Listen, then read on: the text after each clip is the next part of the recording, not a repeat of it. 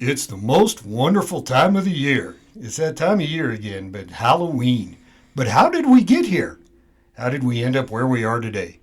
Join us today on Speaking of Spirits as we talk about the history of Halloween.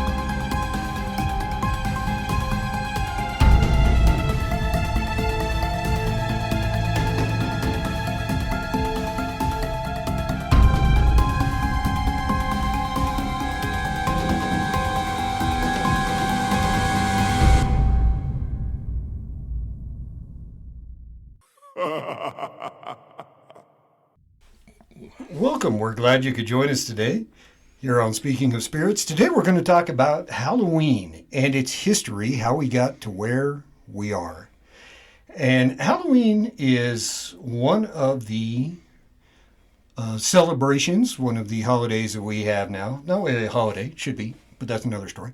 One of the celebrations, and it goes back many, many generations, way, way, way back. Halloween actually goes back to probably when everybody was a farmer and a hunter. And it was acceptable to dance around a tree naked? Yes, it was. Yeah, when you could dance around a tree naked before people got upset about Tim's that. all about the trees, yeah. So back when you could dance around trees naked,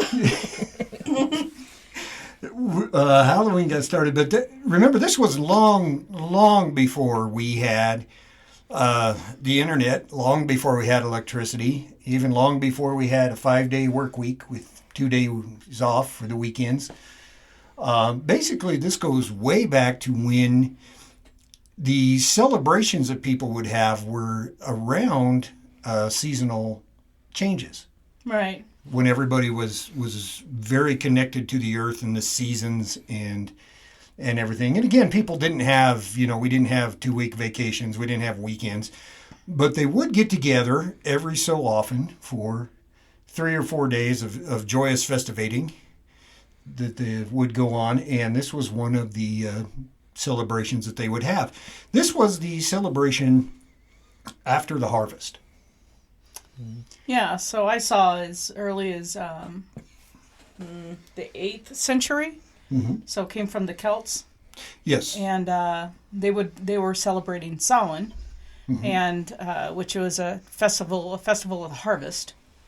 So dancing around the trees, naked, Tim, and woohoo, and drinking of whiskey or whatever they made back then, mulled wine, and then not too long after that, Pope Gregory III designated November 1 as a time to honor all saints. Yeah. Make those candles. Yeah. As far as I came out, that came around about the 7th, around the 7th century. Yeah. When the church came out and said, we need to have a day to celebrate the saints. But then that first came out about the 7th century. But in the 9th century, they moved that date from May 13th to November 1st. So they moved the celebration of the saints from a summer holiday to a fall. Oh, that's interesting. To the end of the... So I think it was known earliest as All Hallows Eve and later Halloween. And mm-hmm. It was mostly, the Celts did it, so it was Scotland, Ireland, Wales. Mm-hmm. I'm glad you two were able to finish reading. I stopped after it said it was a vegetarian holiday. What made you think it's a vegetarian holiday? It said it in Wikipedia, and that's when my brain said nope. Yeah, Tim's like, okay, I'm out, man. That's it. So Samhain was a night that the Celts believed, even in northern France and England and Ireland, Scotland, a night when people believed ghosts would return to haunt the living. So that's how you get your ghostly connection with Halloween. It is. This has always been a holiday to reflect on those who have passed on. It's been a time to reflect on ancestors and ancestry, maybe those who we have lost in the last year. And this, again, comes back to where we are in the seasons. Because this is Mother Nature. This is nature's season of dying. Because this is when the grasses change, stop growing. This is when flowers drop their petals, stop growing. This leaves fall off the trees. This is nature's dying season. And so this has always been connected to dealing with the spirits, dealing with those. And there's always been a strong connection to ancestors at this point, too. A lot of the celebrations have always been to come together to acknowledge ancestors. Yeah, so this time of year, a lot of it is said through a lot of different cultures that the veil is thin. The veil is the thinnest this time of year, so that's the spirit world connects more with the living. We do get a lot of our cases this time of year. A lot more calls this time of year about activity in homes, so it's not unheard of. Yeah, and anybody that has abilities to communicate with the spirit world, they all confirm that. They say this time of year there's a lot more activity going on. So that the veil between the two worlds is at its thinnest this time of year. So let me pipe in here. Yeah. Just so no one thinks I'm crazy yet. Okay. well, We'll get back haven't to you on spent that. enough time around them. That's right. So I found the paragraph on Wikipedia. Oh boy, here we go. It said, for some people, the Christian religious observance of All Hallows Eve, including attending church services and lighting candles on the graves of the dead, remain popular.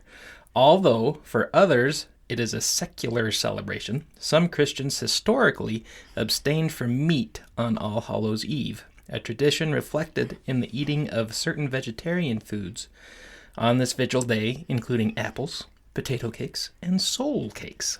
What's a soul cake? No idea. I'm going to click it because it's blue.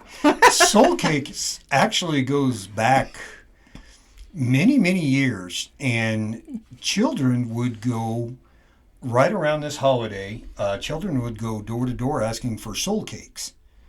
And what it is that if you would give them a cake, then they would offer in turn prayers for the souls that were caught in purgatory. Oh. So the soul cakes are kind of like a little, probably some type of dessert, sweet cake that was out there.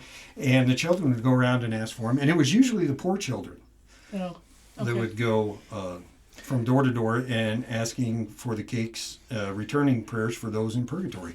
And this came after, again, the Catholic Church really started to try to influence the Samhain festival. So it was after the Catholic Church that they had to have the threat, trick, or treat. Yes. Yes. All right. That, I get it. yeah. It all makes sense now. So, according to History.com, I was reading some stuff on there. It's a great source of information. But in addition to causing trouble and damaging crops, the Celts thought that the presence of otherworldly spirits made it easier for the Druids or the Catholic priests to make predictions about the future. For a people entirely dependent on the volatile natural world, these prophecies were an important source of comfort during the long, dark winter. So Druidism is still practiced today all over the world. And, kind of interesting. So, long before TV and the internet and all of that good stuff, that's people use priests to predict, or their gods to predict their harvest. Native Americans had different gods. A lot of cultures did. So to commemorate the event, the Druids would build huge sacred bonfires where the people would gather to burn their crops and animals as sacrifices to the Celtic deities. During the celebration, the Celts wore costumes, typically consisting of animal heads and skins, and attempted to tell each other's fortunes. Yeah? Yeah. That's interesting. I So when the bonfire word is thrown around, I think of the big bonfires we did in high school, and just the stupid. I don't think things. they had pallets back there. Probably not. Anyway, it's amazing how far we've come, yet maybe not. Yes. Yep. Big party and let's tell stories about each other. Yes. Well, yeah. Well, there's a lot of alcohol involved in a big fire. What could go wrong? Just bring out some firearms, Anyway. Done. I'm in. A Yeah, bonfire and alcohol is always, the basis for a great party. Oh, it is. Isn't it great? So, Or good stories, one or the other. when the celebration was over, they would relight their hearth fires, which they had extinguished earlier in the evening, from the sacred bonfire to help protect them during the coming winter. So they would use embers from the bonfire for their hearth. Yeah. Amish do similar things with sourdough. Okay. Have you not seen that? Yes, I have, Oh, but that's okay. a really interesting rabbit trail to go down. Well, I'll tell you what, my head goes there.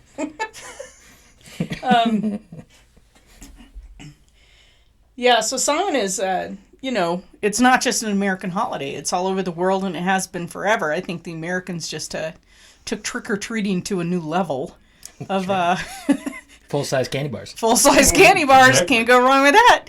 You don't want your house TP'd. You can't TP a house right now. Don't we still have a shortage? Just asking. So Probably wouldn't be a good thing to do right now. at probably this time, not. They'd probably throw rocks through your windows, but you better bring out the full-size Snickers. So by 43 AD, the Roman Empire had conquered the majority of the Celtic territory. In the course of over 400 years, they ruled the Celtic lands. Two festivals of Roman origin were combined with the traditional Celtic celebration of Samhain.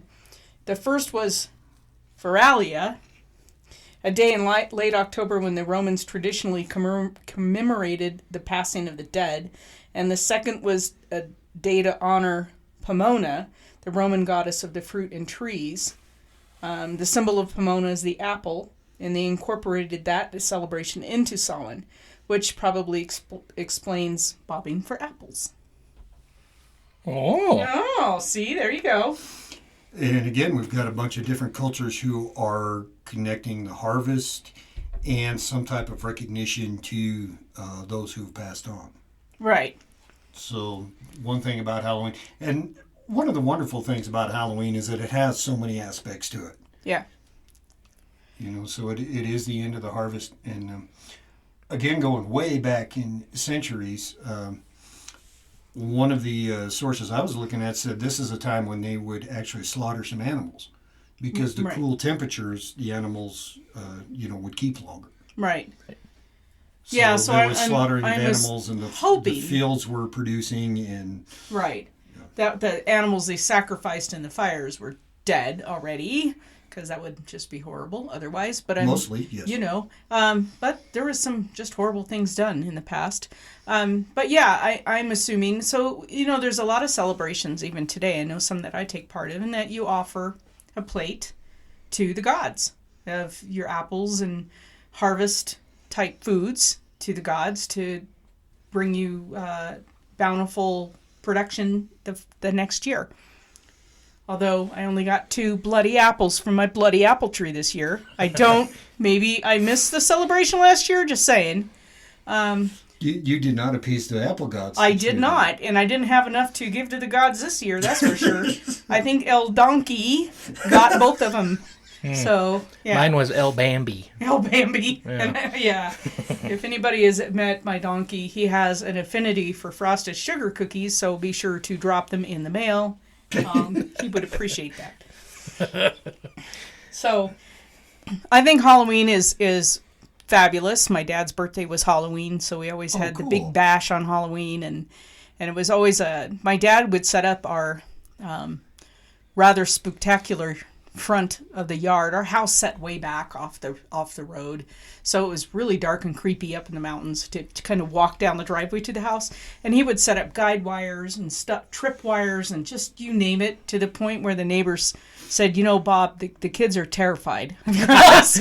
And maybe that was the plan the whole time, because he didn't want to buy the candy. But it was awesome. God, we just had a great time with Halloween. It was always a great great thing in our house. Trip lines. You know, Oh. I gotta practice up on those. Oh, it was great because as soon as they tripped the line, the ghoul on the fish, the line would go zooming through. Oh my gosh, it was great. That sounds fantastic. We had all kinds of stuff.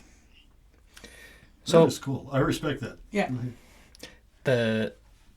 Again, Google and Wikipedia, Of course. they conflict with each other yet again. But when I always assumed that the Day of the Dead was basically brought over and celebrated the same time as All Saints Day. Is that what it is? Yeah. Sorry, man. Yes. Brain just turned off right then. But they say that it was celebrated before that. Like, it has roots in the Aztecs, and it was the same time, like the November 1st timing.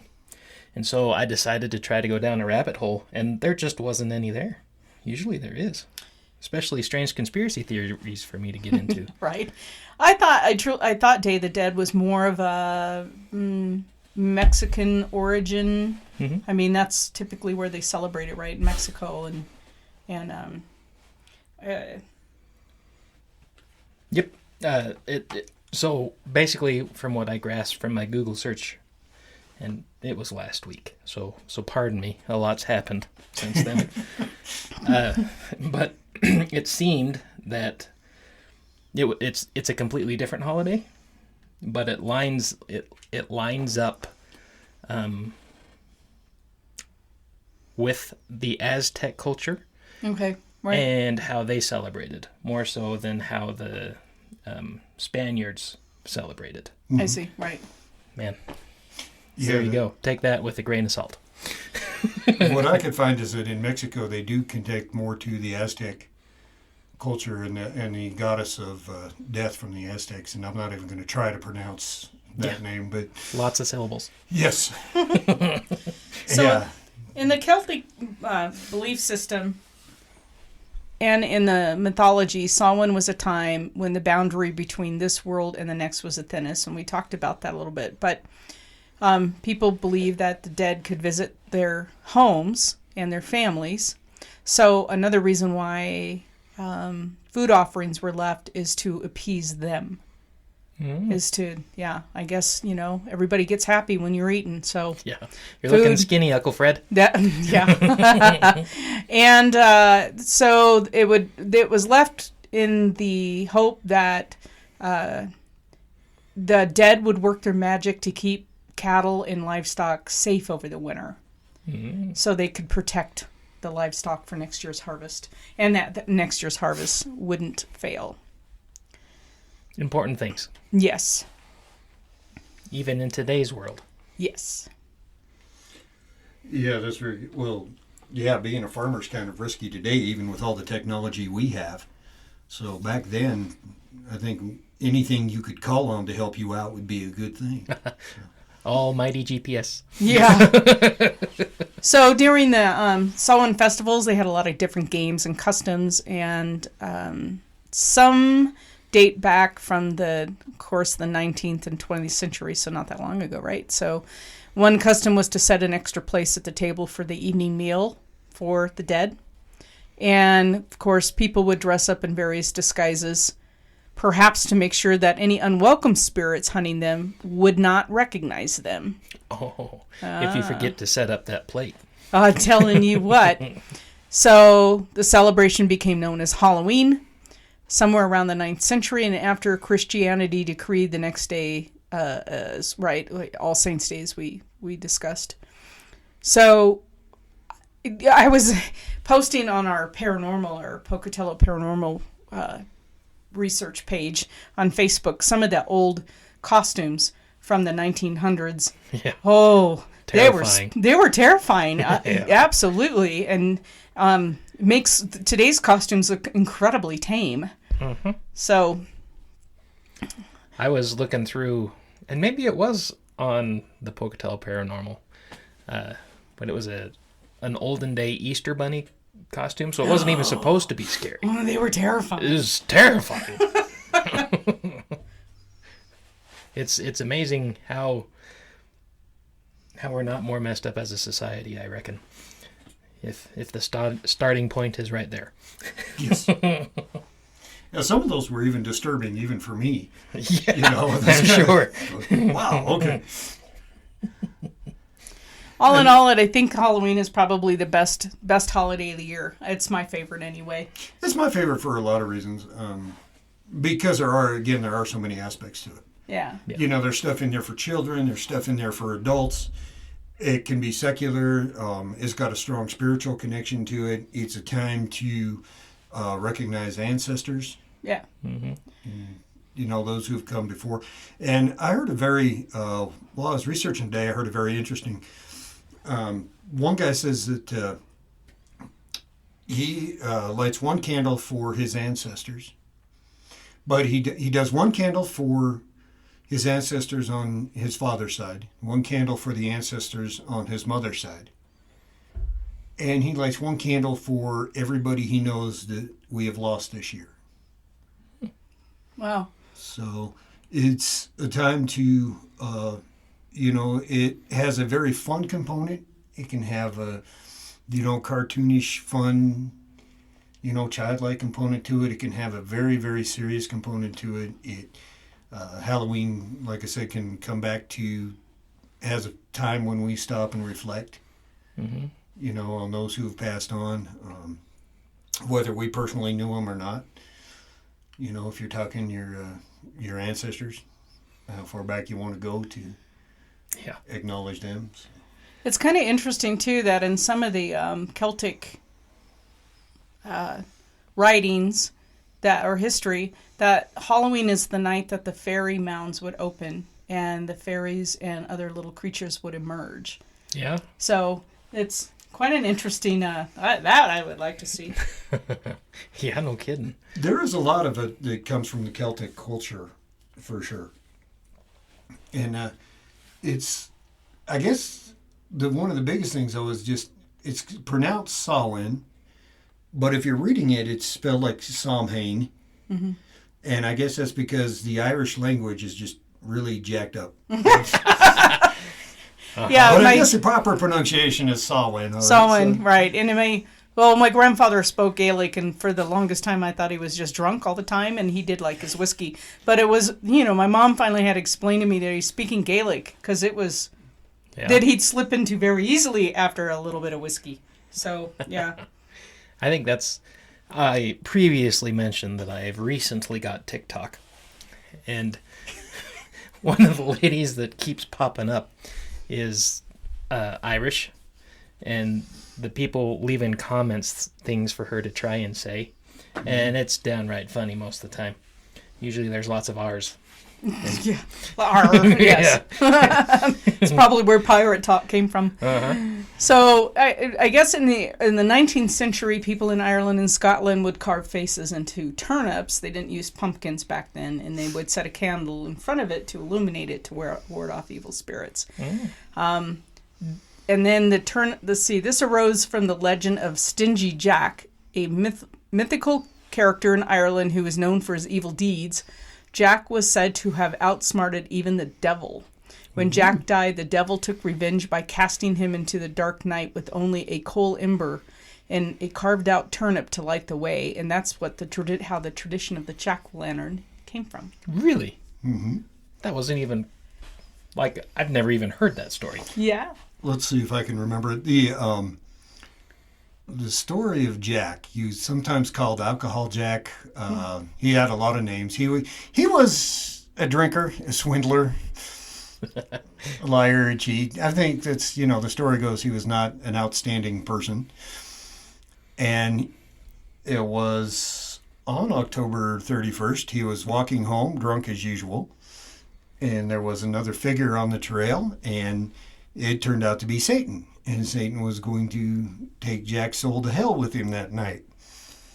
And Jack made a request that he just wanted one final thing. He wanted to get one final drink before they left. So Satan granted that that request. So they went to the nearest pub, and Jack had more than one. He had about 3 or 4. And then he talked Satan into turning himself into a coin so Jack could pay for it. Mm-hmm. And for whatever reason, Satan agreed to do that. Well, when Satan turned himself into a coin, Jack put the coin in his pocket, which was right next to a crucifix, which took all of Satan's power away. Mm-hmm. So Jack says, I will let you go if you can give me 1 more year. Satan says, okay. So they did. So the next year, same thing happens. Jack is drunk again. He meets Satan. Satan says, I'm going to take you to hell. And he says, okay, well, this time I just want to get 1 more apple. Okay. So he goes up to an apple tree and takes it. And this time Jack had put in crucifixes all around the apple tree so Satan couldn't get out. So having pinned Satan down, they made a deal. And Jack says, well, if you leave me alone and never let me, don't take me to hell, then, I'll let you go. And Satan says, okay. Well, a few years later, eventually Jack's life caught up to him and he passed away. Mm-hmm. And as he approaches the gates of heaven, St. Peter's like, oh, no, you're not getting in here. So he was rejected from heaven, so he goes down to hell. And Satan says, no, we have a deal. But Satan did take a lump of coal from hell and gave it to Jack that he could put into a turnip to light his way as he walks around aimlessly for all eternity.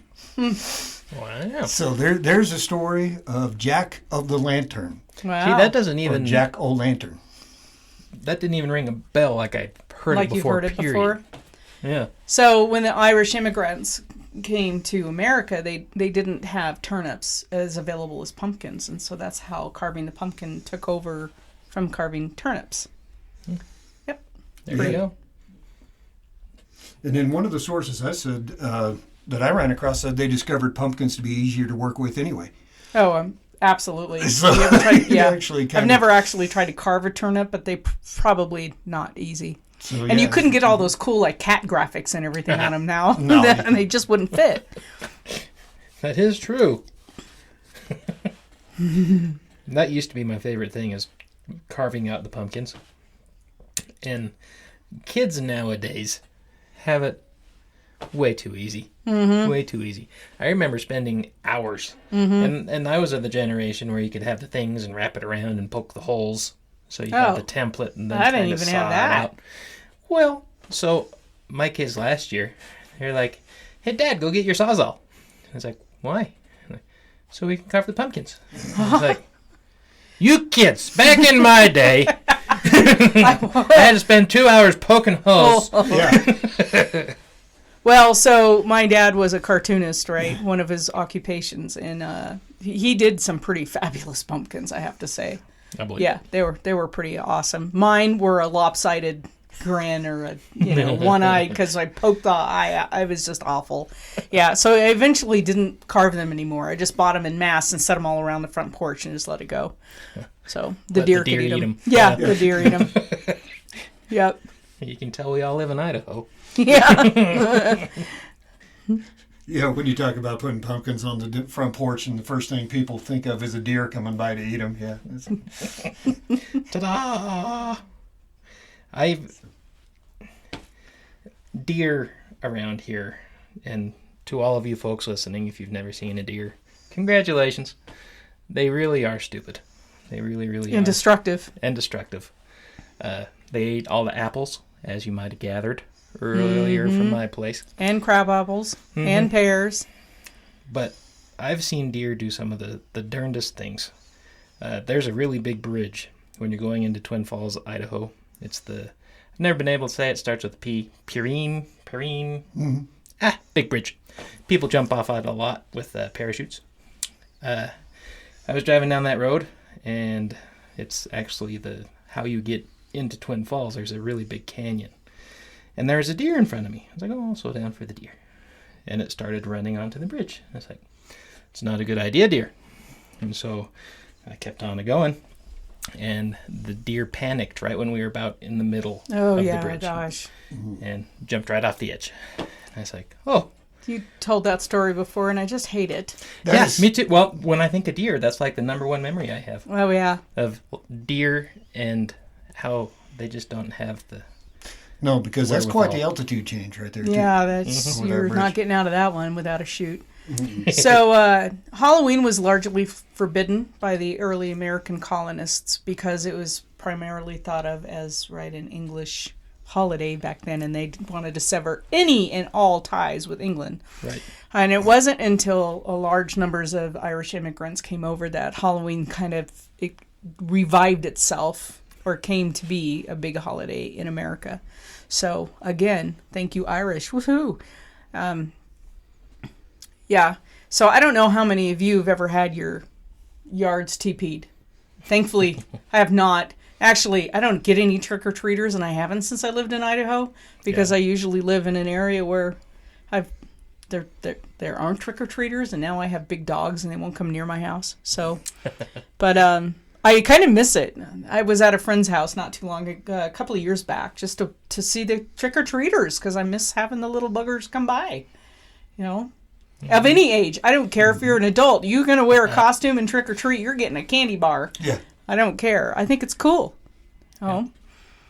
I don't see that, a lot of my friends, they really don't like the winter, and they don't fall to them as kind of almost like a time of mourning because the season's over and winter's coming. But I look at it as my chance to finally slow down for a few months and take a break from doing all of the work that I do around my property all the time. And I think probably a lot of the, the farmers back in the day, probably still today, think of that. It's finally a time to relax and do some reading and sit by the fire and just enjoy a breather.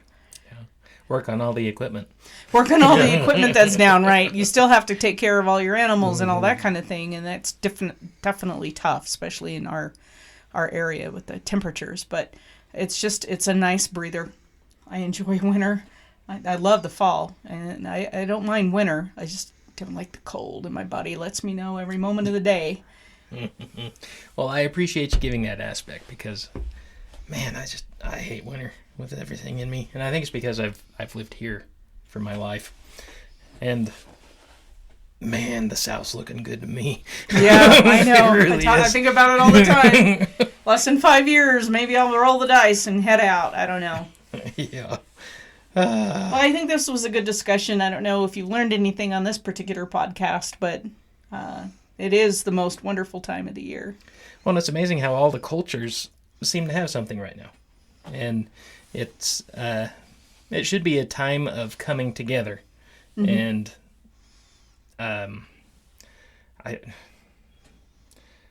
sharing, I guess, is probably the right term. To come together, share, get along.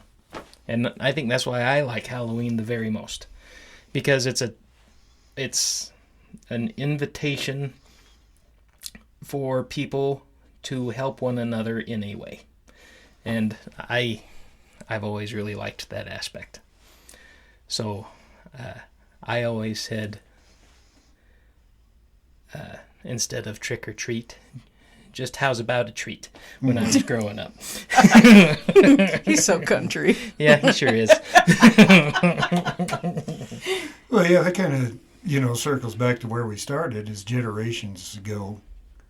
They would bring together, and people would bring the excess that they had from their crops, to share with one another. And it would be a time when people would come down from the mountains and up from the valleys, and they would all gather in the clearing for 3 or 4 days and gather as community and check on one another and make sure that your neighbors were, even though their neighbors might be, long ways away, but still make sure your neighbors were set up to get through the winter. Yep. And that's exactly, my great-grandpa Bright, he lived in an itty-bitty town here in Idaho, Virginia, and it's itty-bitty. Yeah, I've been there. And he lived in, 2 mountains over, off a Bright Road. His name was Grandpa Bright to me. And that's what he would say. They had a big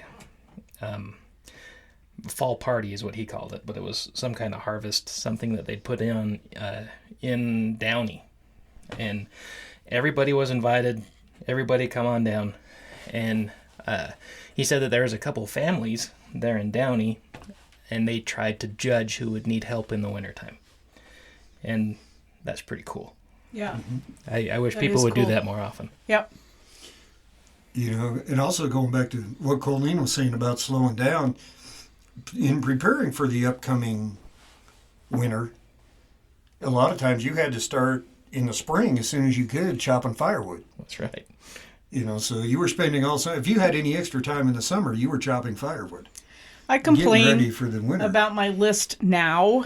I can't imagine. You know what I mean? I have a huge list of my winterization projects just to get ready for winter here, right? Because I have farm animals and the property and do this and do that. Just this huge checklist I run through every year, and every year it gets longer because I have more animals. But I can't imagine that subsistence lifestyle where you're living off your crops and you've got to get your crops in. I mean, now I got to get my hay in June. Idaho's a unique place for me. You can't just run to the feed store and buy hay all year. You got to buy your whole year's full of hay. You got to kind of project how much you're going to need. You've got to get your straw in and your grain in and all this kind of stuff. And it's just, I can't imagine on a large scale how much work that is. It's huge. You have to help each other. And what's crazy to me is you talk to people about these things, and they live in a big city, and they've lived in the big city their whole life. They have no idea that those things still exist. Right. It takes me the whole month of October to get ready for winter because I'm doing it after work and on the weekends. And I swear I never leave my property except to do the podcast and go to the feed store. I mean, literally, my whole time is eaten up with winterization projects. That I lured her here with working internet, and it's only worked half the time. Doggone it, Tim. So. Yeah, we had to promise Colleen internet to get her out of her house here. Oh, and cake. We're And good. there's no cake either. What's up with that? Did We'll I get you promise some cake? some soul cakes. We'll get you. You might have said it. I think I heard cake. I'm just, Son of a gun. I'll go see what Mallory has. I didn't see a lot of food on the counter when I went in there. All right. As always, we thank you for joining us here on Speaking of Spirits today. This has been a great podcast. We're having fun. Hope you really enjoyed it, and we hope you are enjoying our podcast. If you are, go to whatever podcast platform you're listening to us on and give us a 5-star review. That will help us know. It will also help other people find this podcast. We would greatly appreciate that. As always, thank you so much for joining us. This is the greatest time of the year, so take a few moments, reflect, and acknowledge those who have moved on, those who are ancestors from centuries ago, those who we have lost this year. Check on your friends and family. Make sure they're ready for the upcoming winter. Take care of yourself, and we will catch you on the next podcast.